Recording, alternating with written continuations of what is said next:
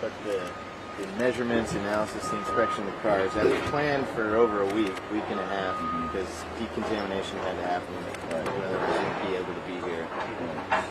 We can only do so much until they've been decontaminated. Sometimes we find it necessary to cut plates out for testing or certain parts, and in this case we're taking the pressure plates from the top housing. You'll notice on all of the VCM cars there's emissions.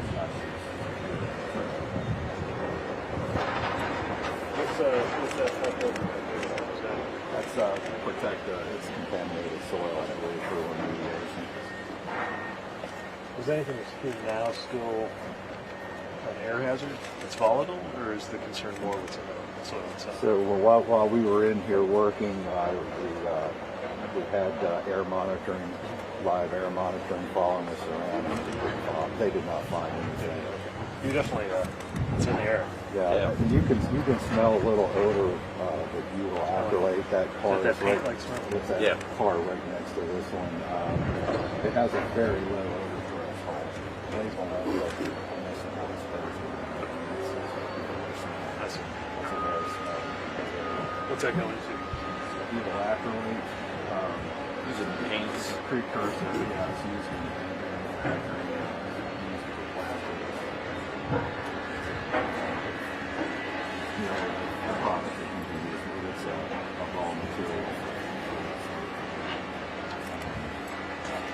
And that acrylate is a very notorious chemical for the odor. It's a lot of reputation.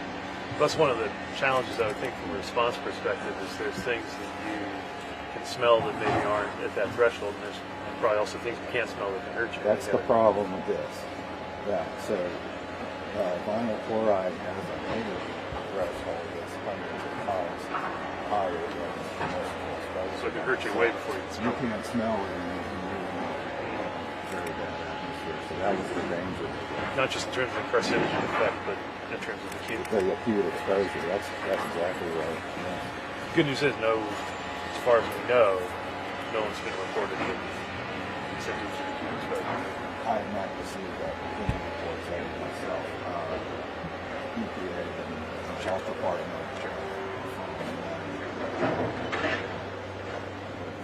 I think the concern with venting burning is the combustion products from the vinyl chloride monomer. That could include things such as hydrochloric acid, and we were concerned about phosphine, particulate matter, carbon monoxide, all of that EPA is monitoring. I think Paul mentioned yesterday is some of the placards that we regulated melted. So the firefighters couldn't see what they were actually dealing with. And can we see one of those? Some of those that are still around? Well, I mean, we have here. the one that's been reapplied to the isobutyl car, but none of these cars are equipped with any of that type of equipment.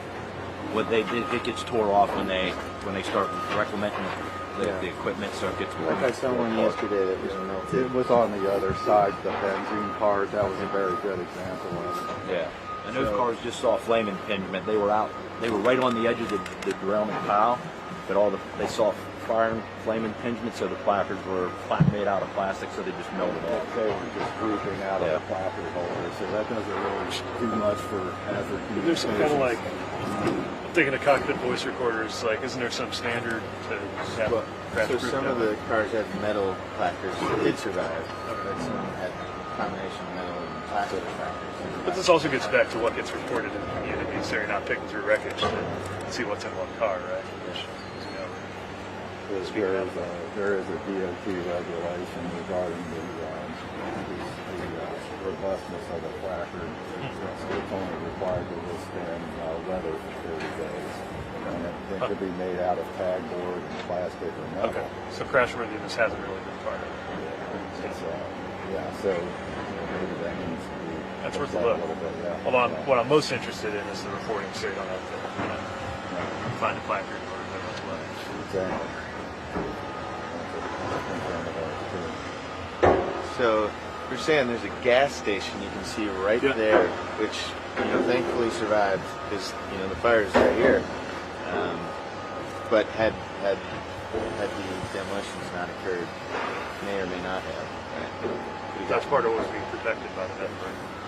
There's also a tavern over there, also survived, and you can see the utility lines are, less than. Are they back up and running? That I don't know.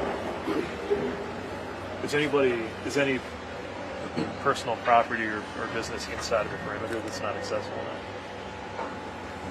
The residential properties are down that way, right? The first residential properties. I know they established some checkpoints on the road over here.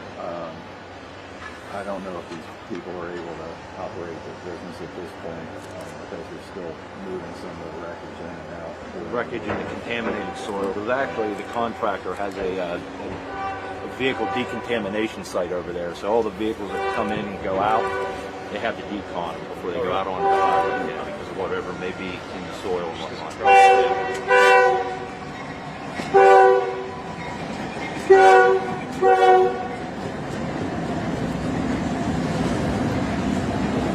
Normal business operations on that street have not yet resumed because of that road is blocked open to the public. Was that gas station serving customers then?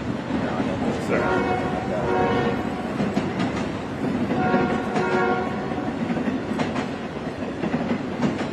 All right. Very short.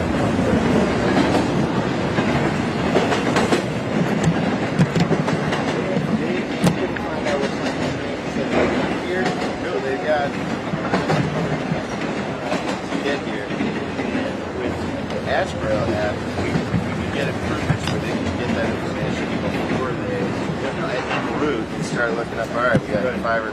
But Ashborough doesn't have that. Yeah, they have. You have to get to the site, take the A train car, and look it up, enter it into like manually on your phone. So it's good, but there's room for improvement.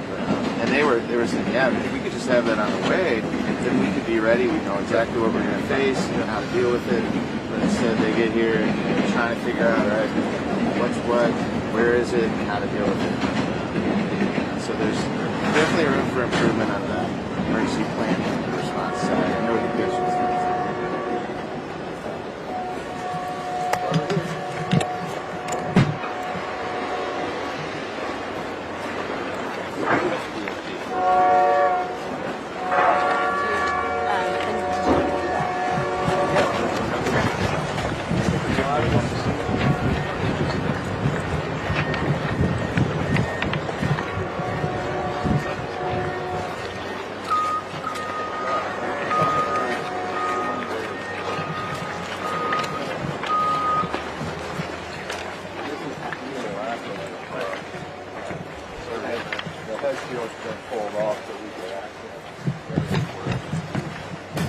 What's that sort of insulation stuff? Is that what you were describing earlier? That it gets The white material?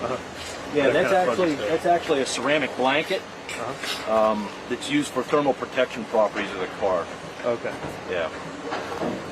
So it's you not can- just an air gap. It's What's that, sir? insulation.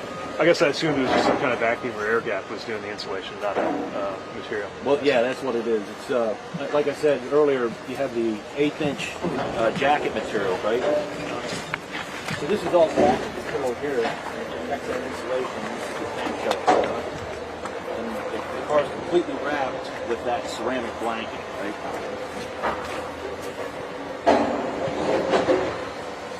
Got the ceramic blanket and insulation, right? It's on the car, protected from thermal protection. Yes, it is. So this car actually, it's kind of a hybrid. It's one of the older 111s, but it was actually equipped with a head shield, just for whatever Plus, they- this was sort of up armored So- 111, even though it wasn't. it was an up, 117 even though it wasn't standard. required, right? They refer to them as a 111S, even though there's not a DOT spec for it. Not sure why the builder built that. Do you happen to know how much of the fleet is still 111? Like how far along? I think I was talking to some of my colleagues, and I believe the industry would need 35,000 new 117s to be able to meet the phase out deadline of 2020. So I'm not sure the number of cars that are out there, but I have an That's how understanding far of is how it? many. Yeah, there are 35,000-ish cars out. Very good, correct? completely retrofitted the 340 just about done. I think the Akron is the upcoming. Yeah, we're coming up on one of our deadlines. Yeah, we're coming up on one of our deadlines here in May. Yeah. If you look behind you, that's one of the briefs and points for the explosive charges. Yeah, that's what I was saying. But that means that had to be applied. How do you apply those? So they place sandbags. They it's apparently binary material. They bring part A and they add part B to it on site. They add a detonation charge to it. It's almost like a plastic explosive. You have to cut this off. But that means that The jacket off. that's what I'm saying. Like, a human being's got to be in here. Yeah, a human being had to come up close. They had to cut that hole out of the jacket, press it up against the shell, and Geez, they had to tag it with sandbags. Is this where it would have been at the time, or has this been moved? No, it's been moved. These were all laying out. These were all laying out on the railroad right away when they were shot. Because you wouldn't be able to. I'm surprised they were able to put it. That was the low end of the car. That would have been the liquid. Oh, okay. So, Yeah, that would have been on the bottom of the car. well, it works. It's the same contractor. They have experience in oil fields. You know, when they shoot oil fields, you know, runaway wells and things like that. So yeah, that's a preeminent contractor in the country that does it. What is special? Do you have a sense of how often that happens? Not that frequent, but I mean, this did not come as a surprise, right? You know, the discussion of vent and burn cars has been done in the past with other tank car loads of product. Yeah. That'd be something I want to look at. Yeah. It's always a last resort. Sure. Yeah, of course. You can't, if the valves have been damaged, you can't use those to transload the car. Fire damaged valves are no longer going to work. They didn't want to hot tap the car because of the danger to personnel. Should be out here welding on a car, that could initiate a runaway reaction. Yeah, of course. So the only other option to come up with is this. Or allow the car to do its own thing, and that wasn't going to be a good outcome. Lots to take back with us here. All right, what's next? We'll walk down. We'll look at a couple more cars.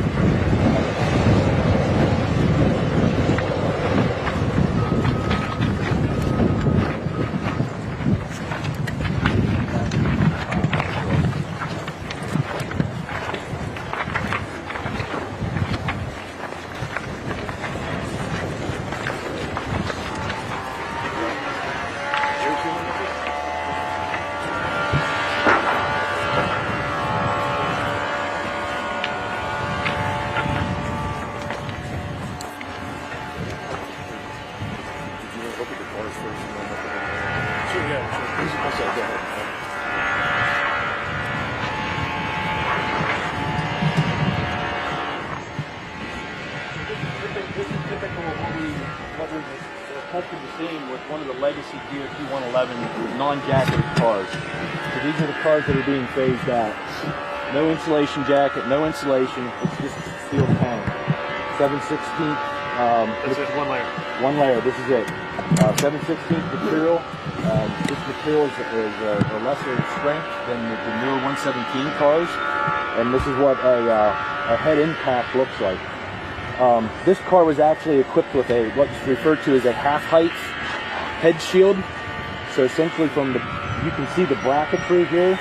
So it's only half the height. So what that head shield's on there for is to prevent if there'd be a coupler overpass. So when the cars are coupling up, if one would override the other, so it won't puncture the head. So that's why the head shield's only low. And there are some requirements for those to be on the car. Are those requirements based on what's in them? Based on the product that it's carrying with it. And This was in here again? This is the Dow car. This is ethyl hexyl acrylate. This is another acrylate car. What's that? It's Combustible liquid, yeah. This material is very viscous. So to me, I mean, this is an example of where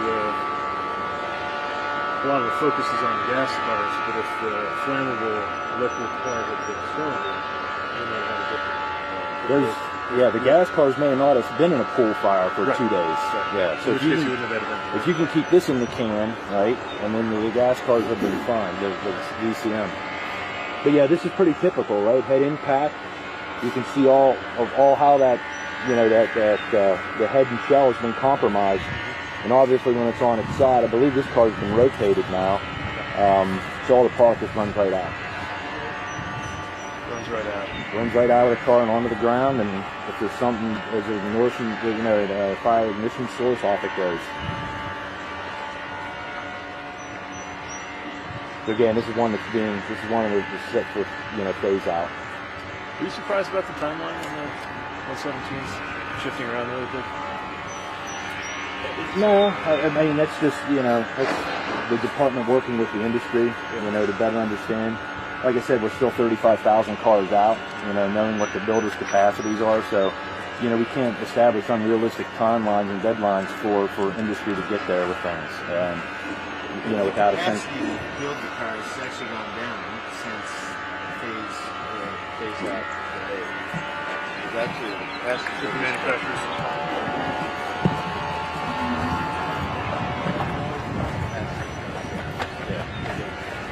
Some of that build capacity has to do with just raw orders itself. So probably too full, right? Traffic may be down. But since your announcement earlier this week, They starting to get ready? there's a lot of interest in those companies building the cars again. So certainly people respond, but the industries like Dow are a part of, we're leading the effort to delay the phasing. Back in 2016 and 2015 when we issued our rules. So is this for longer down and then it's leased in some way, or what's the relationship between the Class 1 and the cargo owners? Yeah, so most of the Class 1 carriers do not own fleets of tank cars, and the tank cars that the Class 1 carriers do own, they're in diesel service for their own operations, right? So predominantly the tank cars that are used in transportation are owned, most of them are owned by private entities, whether it be chemical companies themselves or leasing companies. This particular car, being the BOWX, is owned by Dow Chemical Company. So they use it to either run, in a closed-loop service between one Dow facility and another Dow facility, or they load it in the Dow facility and ship it to a customer that consumes the product, things like that. These cars normally aren't leased out when they're owned by chemical companies. They're using it for their own service. Regarding the vinyl chloride cars, you have one shipper, but they own 3 of the cars and then lease the other 2 from different entities. So 3 different entities involved. Now, a lot of that decision comes down to cost versus capital versus, buying a car versus leasing a car. Yeah, it's smart business. Yeah. There's lots of leasing companies out there, that are glad to lease cars, right? You say there was a journal bearing? Yeah, there's a wheel. We'll sit over here. We can take a look at.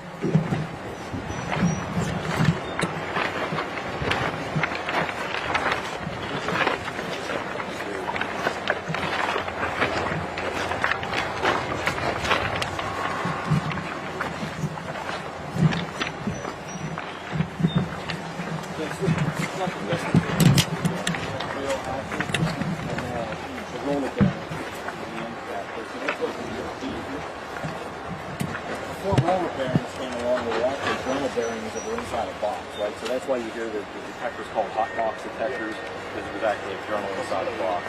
And the box had packing material, and the box was flooded with oil. So with the onset of roller bearings some time ago, that all went away. But it's the old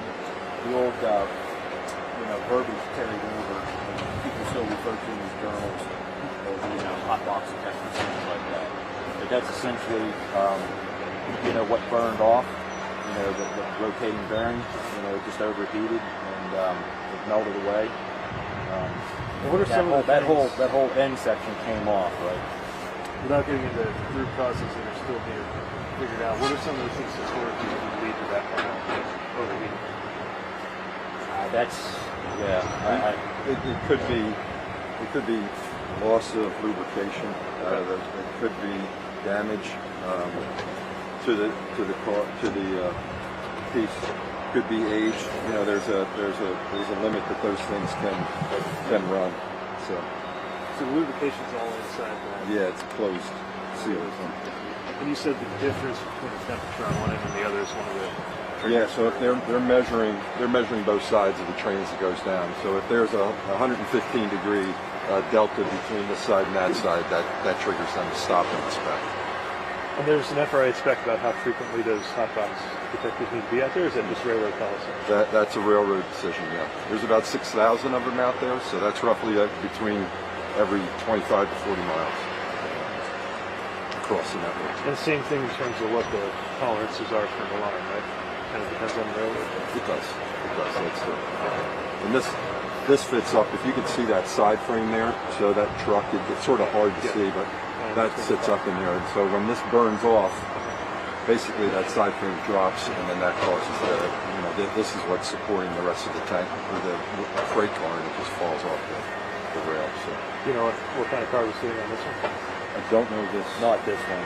Not this one. Now, as you can imagine, when they wreck this, is helter skelter. Right? You got what you need for it. Yeah, the car that was actually with the burned off journal was at the very front end, and the wheel and axle. I mean, it was completely removed from all the wreckage. It was out there by itself. The wheel was laying there. The axle, yeah. And you guys have it, right? NTSB has both the burn off journal bearing and the wheel set. Examine it on that. To the Texas stuff. Right. Omaha, actually. In coordination with our PC lab. That's it. They're kind of leading the effort on that.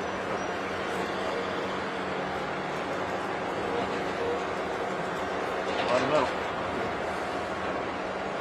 And that's all just ready to scrap, or is that an example of something you're going to need to look at on the TSB side? Well, actually, we was over there yesterday, and we assessed those cars. There was a couple of the hazardous material cars that we assessed. But since they suspended the wrecking operation for us, we actually got to look at some of the non-hazardous material cars that were breached. So we got an understanding of what they look like as well, and no surprises came to that. So, but yeah, that's all they're doing is those cars were never held by NTSB, so that's why the railroad's electing to cut those up on site. Just from a logistics standpoint, it's easier to scrap them on site than try to haul this all out of here. Just by virtue of having been on a hazmat site like this, does that scrap go through any special? This might be more EPA question, but do you know what happens to that scrap, or is it just ordinary? I think it's just ordinary proposed scrap.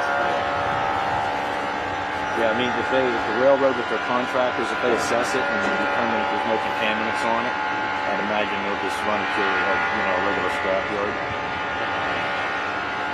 But again, that's something we really don't get involved with at all. Yeah, it's like opening a can. Yeah. All right.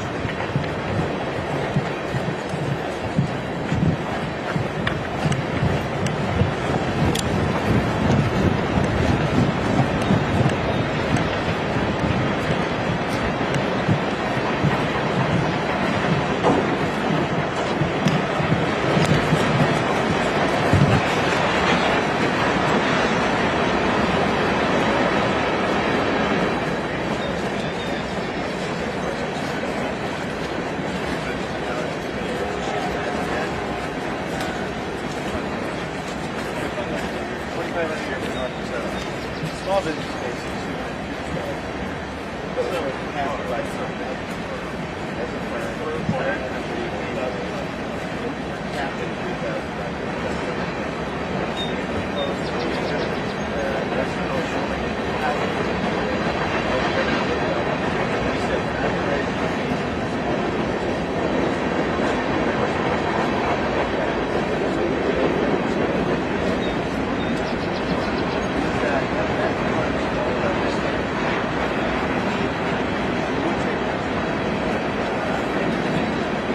didn't authorize more funding for emergency planning and response grants, but they're funded through the fees, and they haven't allowed us to raise the fees. That's tough, right? Yeah. So could use a little help there, but we've been doing the work to sort of lay out how we would do it, give them the confidence. But the other thought is, I mean, why do we have to do it? Why do we have to wait every few years to just ask, say, Mother, may I raise a fee of $3,000? Why can't it be based on the risk that is posed to communities? And an algorithm, if we ship in more hazmats, you pay more. If you ship less, you pay less. That's kind of how a free market system would factor in the cost of risk. I had good discussions about it with some of the production staff, but hasn't quite been an impetus to do anything. Yeah. See how a company like this would be unhappy with the still. Yeah, it might be safe, but it's still. That's scary. I think that's good.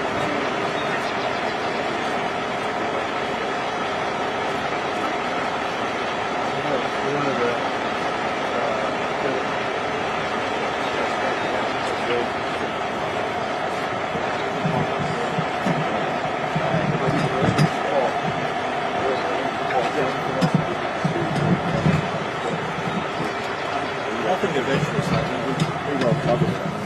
Yeah. If you want to get muddy up there, you've seen pretty much everything there is to see. Well, nice job. I really appreciate your explaining everything. Hard work. I think it's a good thing. A lot of this stuff happens.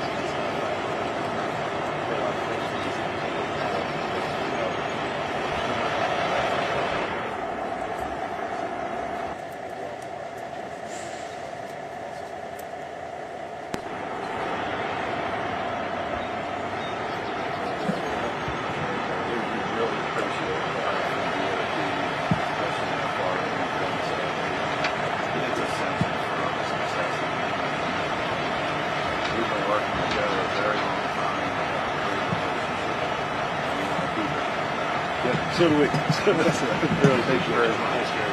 Thanks so for that. Great, thanks. Thank you, sir. Appreciate it. Thanks very much. Thank you. Back to back, appreciate it. Take care. Keep up the great work. Thank you, sir. Great work. Thank you. Thanks a lot. Thank you. Really appreciate it. Good work. That is great. All right.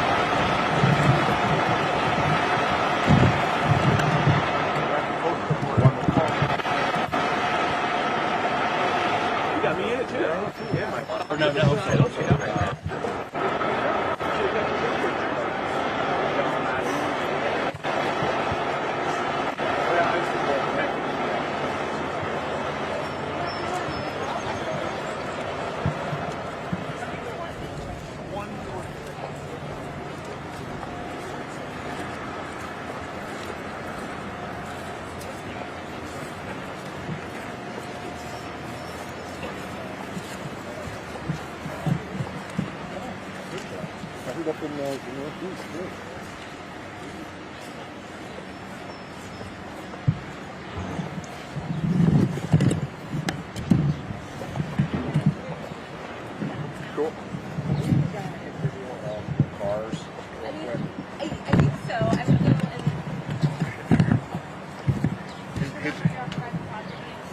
getting in his car, brother. If you want to get it. Yeah. You get the names of the gentlemen outside.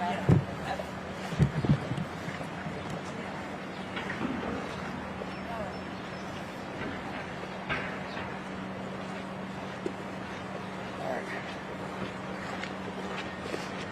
So you going home? I'm just going to the library to type this up. Oh, and then Brooke is coming for the press set? Yeah. So Brooke and Brooke. We don't know what the press is. Hey, Carrie.